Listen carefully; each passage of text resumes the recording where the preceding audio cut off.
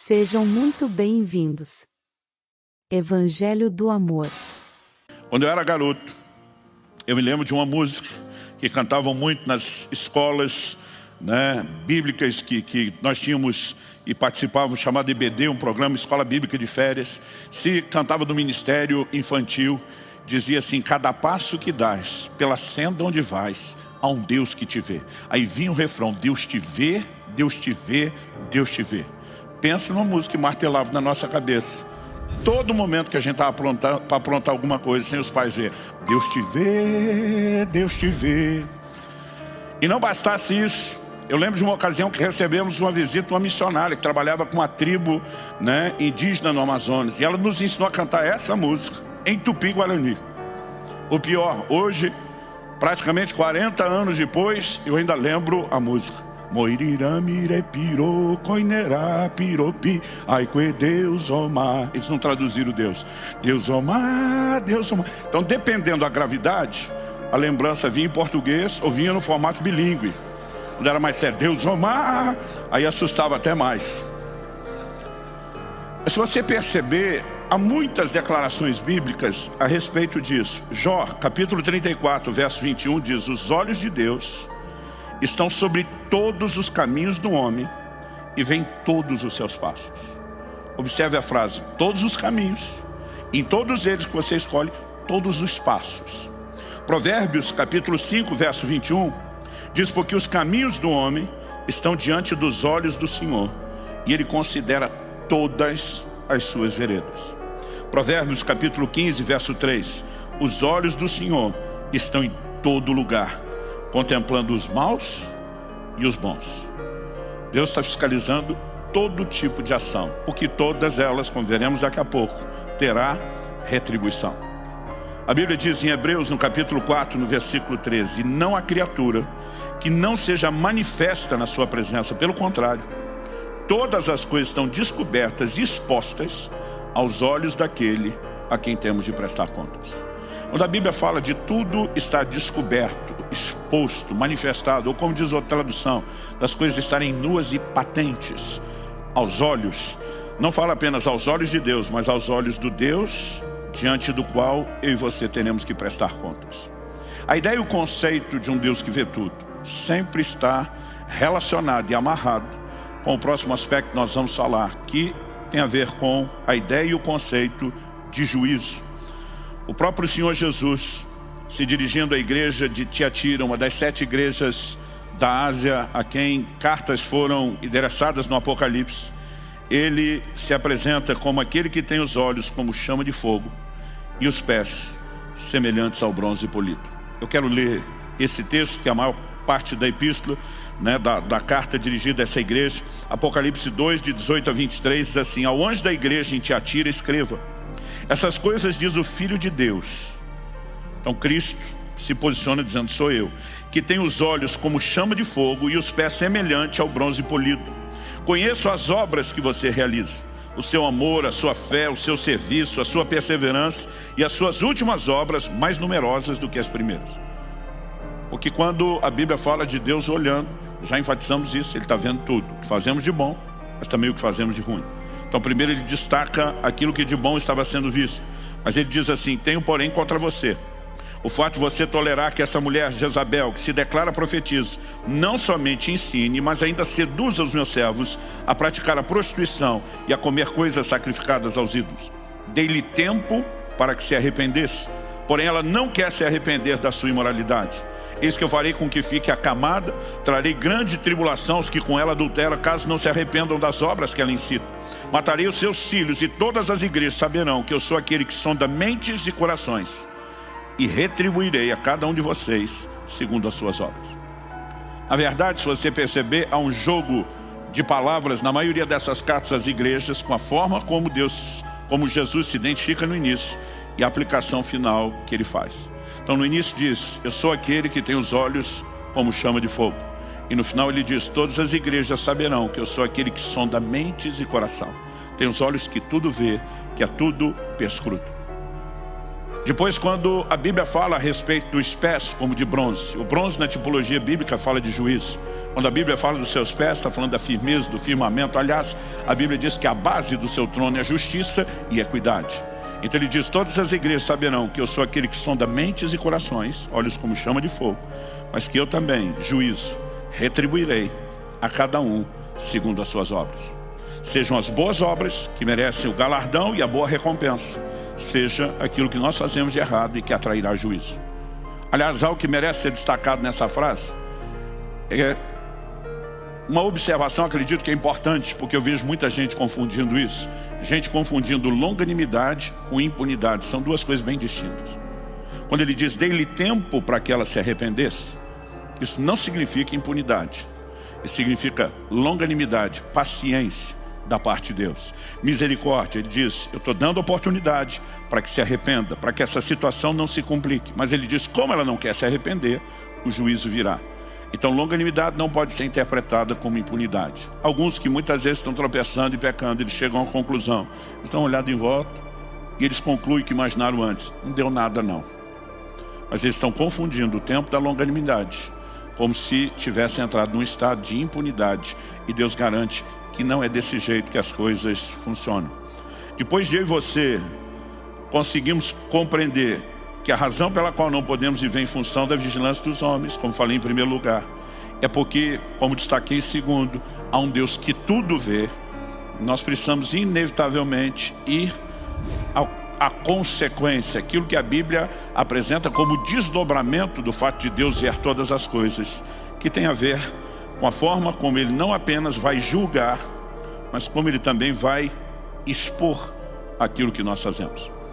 No Evangelho de Mateus, no capítulo 10, no versículo 26, Jesus nos garantiu, e nós sabemos que suas palavras são dignas de confiança. Ele diz assim, não há nada encoberto que não venha a ser revelado, nem oculto que não venha a ser conhecido. Jesus está dizendo, algumas coisas podem estar em segredo hoje, mas não há segredo garantido para sempre. Algo que eu e você precisamos entender como fato fundamental e inquestionável na Escritura. Não há sigilo que não será violado. Não há segredos que ficarão sem ser expostos. Aliás, o apóstolo Paulo, ele diz em Romanos 2,16, no dia em que Deus, por meio de Cristo Jesus, julgar os segredos das pessoas, de acordo com o meu evangelho. Ele está dizendo, Deus julgar não tem nada a ver com você ter um olhar simplesmente do Antigo Testamento, do tempo e do período da lei, como se o Deus da antiga aliança fosse diferente do Deus da nova. Paulo diz, de acordo com o meu evangelho, se há algo inquestionável que acompanha o evangelho, é que Deus vai julgar os segredos das pessoas.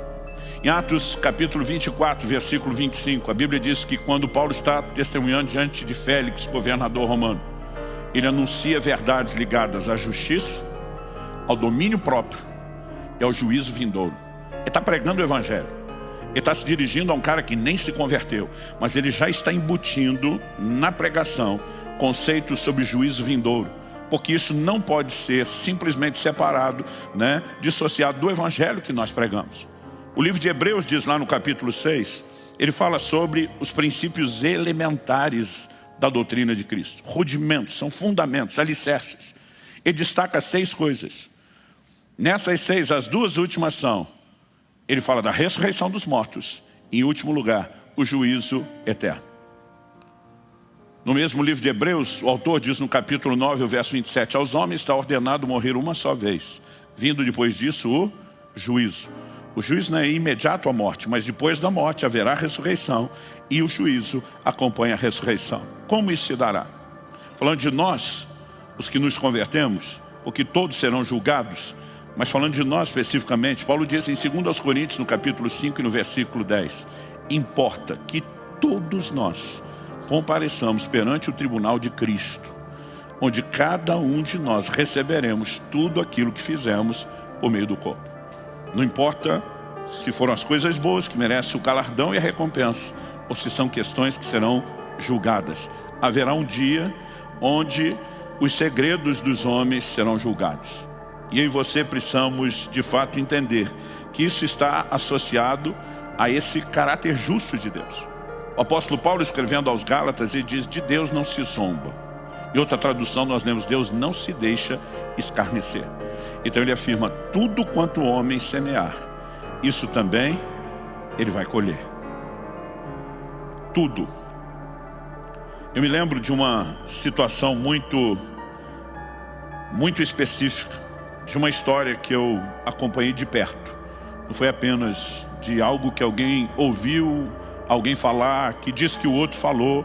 Uma situação onde eu estava relativamente bem próximo de pessoas e de partes envolvidas. Um certo pastor, um certo ministro, ele havia caído, não uma vez, aquilo tinha um caráter de áreas de recorrência na sua área de tropeço. E de alguma forma, aquilo que ele vinha fazendo foi comunicado à sua liderança, que o chamou para uma conversa. E diz: você não é apenas um crente que está começando, iniciando a caminhada. Você conhece a palavra, você prega a palavra. E você sabe que liderança é baseada e fundamentada no exemplo. Que a nossa autoridade para viver onde estamos está relacionada não a termos alcançado um nível de perfeição, mas a podermos ser exemplo. Chegaram até nós informações de que você tem se envolvido em determinada área de pecado. E se isso é verdade, nós queremos te dar a oportunidade que você possa abrir o jogo, falar a verdade, se arrepender. Nós cremos em restauração, nós pregamos isso. Uma pessoa não é descartável porque tropeçou, mas não existe absolutamente nada que possa ser feito em prol dela enquanto não há arrependimento. Nós lemos o texto, Jesus falando ao anjo da igreja de Tiatira: dê-lhe tempo para que ela se arrependa. Eu também vou colocar em tribulação os que com ela se envolveram, caso não se arrependam. Se você não se arrepender, o próprio Deus vai expor a situação, vai julgar você. Nós queremos te ajudar. E ele diz: eu não estou sabendo de nada do que vocês estão falando, não estou entendendo nada disso. Preocupado nessa altura não com o caráter que lhe faltava, mas com a reputação, com medo da exposição daquilo que tinha acontecido. E tem algumas pessoas que, além de errar a primeira, elas conseguem continuar errando depois, porque não querem consertar o que fizeram de errado, preocupados com o que agora vão pensar delas. A Bíblia diz que Davi acaba cometendo o adultério com Batseba. Ele tenta fazer com que aquilo tudo seja protegido e aconteça de uma forma que ninguém tome conhecimento. Até que a mulher manda uma notícia para ele: estou grávida. Urias, marido de Batseba, está na linha de frente de batalha, permanecia meses fora de casa. Faria as contas e saberia que a criança não era dele. Davi, para acobertar o que fez, em vez de ser exposto, traz Urias como desculpa de que quer relatório da guerra, do campo de batalha. Manda Urias para casa. Urias, num estranho código de ética para nossa cultura ocidental, diz: eu não tenho direito, enquanto meus amigos estão no campo de batalha, distante das suas casas, de dormir no meu leito, de poder desfrutar sequer da intimidade da minha esposa. E a Bíblia diz que ele dorme no chão do lado de fora. Davi diz: não é possível, o plano falhou. Embebeda o homem. E mesmo bêbado, ele mantém seus escrúpulos, seus valores. E Davi, simplesmente, sem que perceba, vai escalando e progredindo o problema. Agora Davi faz com que Urias volte para o campo de batalha carregando uma carta. Ele sabe que o homem é tão fiel a ele que não vai nem ler a sentença de morte que ele próprio carrega. E a ordem ele mesmo entrega a Joabe, que dizia: coloque ele na linha de frente para que morra.